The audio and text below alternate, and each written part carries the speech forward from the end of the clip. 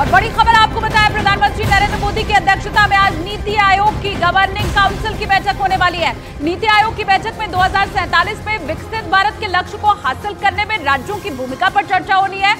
बैठक में यह भी चर्चा होगी कि कैसे 2047 तक भारत को विकसित राष्ट्र बनाया जाए। इस बैठक में बीजेपी शासित राज्यों के मुख्यमंत्री हिस्सा लेंगे। इसके अलावा इंडिया गठबंधन शासित राज्यों में बंगाल की मुख्यमंत्री ममता बनर्जी और झारखंड के मुख्यमंत्री हेमंत सोरेन शामिल होंगे। उधर कर्नाटक, हिमाचल प्रदेश, तेलंगाना के मुख्यमंत्री इस बैठक में हिस्सा नहीं ले रहे हैं। तमिलनाडु के मुख्यमंत्री एम.के. स्टालिन, पंजाब के मुख्यमंत्री भगवंत मान, केरल के मुख्यमंत्री पिनराई विजयन पहले ही इस बैठक में जाने से इनकार कर चुके हैं। राष्ट्रपति भवन के कल्चरल सेंटर में सुबह 10 बजे इस बैठक का आयोजन किया जा रहा है।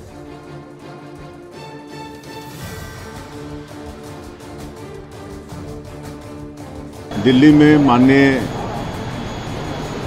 देश के यशस्वी प्रधानमंत्री जो नीति आयोग के चेयरमैन भी हैं, उनकी अध्यक्षता में नीति आयोग का बैठक है। तो नीति आयोग का बैठक अटेंड करने जा रहे हैं। उसके बाद मुख्यमंत्री कॉन्क्लेव भी है, जिसमें सामान्य राष्ट्रीय अध्यक्ष जी भी रहेंगे। उसमें हमारे दोनों डिप्टी सीएम भी शामिल होंगे, श्री अरुण साहू जी और श्री विजय शर्मा जी। माननीय मुख्यमंत्री जी नीति आयोग की बैठक में सम्मिलित होंगे और उसके बाद सीएम कॉन्क्लेव है कल सेकंड हाफ में, और 28 तारीख को भी उसमें शामिल होने के लिए राज्य के मुख्यमंत्री विष्णुदेव साय जी और हम दोनों उप मुख्यमंत्री, मैं और श्री विजय शर्मा जी दिल्ली जा रहे हैं। नीति आयोग की रैंकिंग आई है। उस रैंकिंग में उत्तराखंड राज्य देश के पहली श्रेणी के, प्रथम श्रेणी के राज्यों में आया है और ईज ऑफ डूइंग, स्टार्टअप, इन सभी क्षेत्रों में आज हम लीडर्स की श्रेणी में इसमें भी आए हैं। और जीईपी भी हमने इंडेक्स भी जो है इस बार शुरू किया है। ये एक इकोलॉजी और इकोनॉमी दोनों में संतुलन बनाते हुए विकास को आगे बढ़ाने का काम देवभूमि उत्तराखंड से हुआ है। तो कल इन्हीं सब मुद्दों पर हम अपने राज्य का जो योगदान है या जो राज्य जो प्रयास कर रहा है वो रखेंगे। और न्यूज़ 18 इंडिया के नीरज कुमार मेरे साथ दिल्ली से इस वक्त जुड़े हुए हैं, उनका रुख कर लेते हैं। नीरज, कितने बजे से बैठक शुरू होनी है? ममता बनर्जी क्या दिल्ली पहुंच चुकी हैं?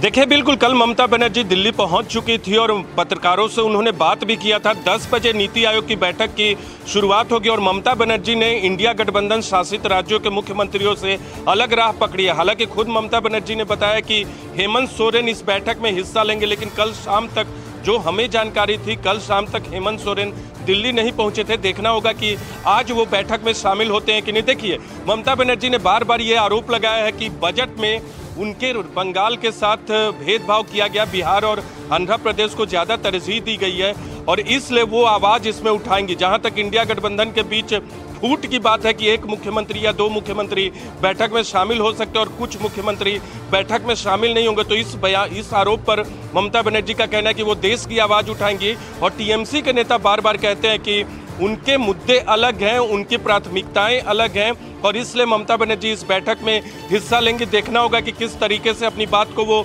रखती हैं। कल ममता बनर्जी दिल्ली पहुंची थी और इस वक्त हम ममता बनर्जी के आवास के बाहर दिल्ली में मौजूद है। कल ममता बनर्जी ने तमाम मसलों पर बातचीत किया और ये कहा कि केंद्र सरकार का रवैया ठीक नहीं है, नीति आयोग को खत्म करना चाहिए और योजना आयोग को पुनः से लाना चाहिए, यानी नीति आयोग खत्म हो और योजना आयोग दिल्ली। हेमंत सोरेन का हालांकि अभी तक अपडेट नहीं है। नीरज, आपके पास हम आगे लौटेंगे, लेकिन देखिए नीति आयोग की बैठक के ठीक पहले मुख्यमंत्री ममता बनर्जी ने सरकार के ऊपर हमला बोला है। ये बड़ी खबर। ममता बनर्जी ने कहा बजट सहकारी संघवाद को दर्शाता है, लेकिन ये पक्षपातपूर्ण राजनीतिकरण है। हर राज्य का अपना एजेंडा, अपनी प्राथमिकताएं होती हैं। उन्होंने हमारे राज्य को वंचित कर दिया है, वो बंगाल को विभाजित करने की बात कर रहे हैं। उन्होंने कहा कि एनडीए की सरकार आपसी झगड़ों से गिर जाएगी और इतना ही नहीं, वो नीति आयोग की बैठक में नीति आयोग को बंद करने और योजना आयोग लाने की मांग करेंगी।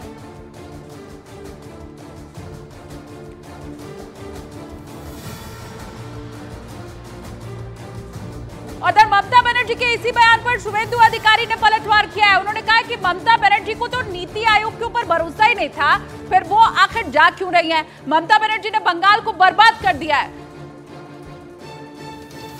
वो डेमोक्रेटिक वे से विरोध करना कोई दिक्कत नहीं, विरोध हो सकता है, लेकिन ममता बनर्जी ने बार बार बताई जो प्लानिंग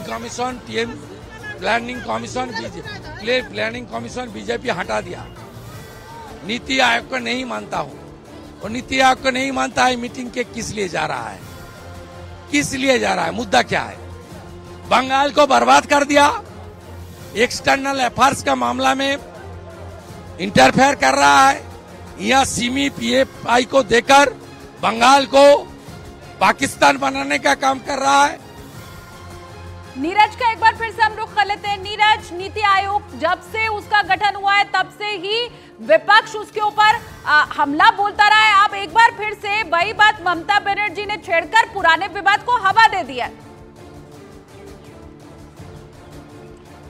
देखिए, बिल्कुल उन्होंने तो साफ मांग किया है कि नीति आयोग खत्म होना चाहिए, योजना आयोग की पुनः बहाली होनी चाहिए। दूसरी चीज, 2015 में नीति आयोग के गठन के बाद कई बार राज्यों के मुख्यमंत्रियों ने इसका विरोध किया। पिछली बार आपको याद होगा 11 मुख्यमंत्री इस बैठक में हिस्सा नहीं लिए थे। इस बार हालांकि कर्नाटक, तेलंगाना, हिमाचल प्रदेश के कांग्रेस शासित राज्यों के मुख्यमंत्री हिस्सा नहीं ले रहे। केरल के मुख्यमंत्री पिनरई विजयन और तमिलनाडु के मुख्यमंत्री MK स्टालिन हिस्सा नहीं लेंगे।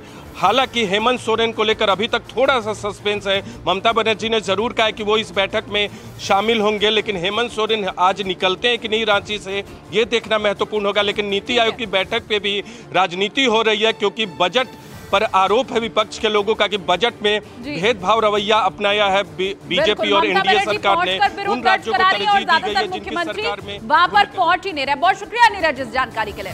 देखिए, पीएम मोदी की अध्यक्षता में होने वाली नीति आयोग की बैठक में शामिल होने के पहले पश्चिम बंगाल की मुख्यमंत्री ममता बनर्जी ने टीएमसी सांसदों के साथ एक बैठक की। ममता बनर्जी ने एनडीए के खिलाफ आगे की रणनीति पर चर्चा की है इस बैठक में। तो बड़ी जानकारी, टीएमसी के सांसदों के साथ ममता बनर्जी की बैठक दिल्ली में की गई है और किस तरह से एनडीए के खिलाफ आगे रणनीति बनाई जाए, बस इसी के ऊपर ममता बनर्जी के अपने सांसदों के साथ यह बैठक हुई।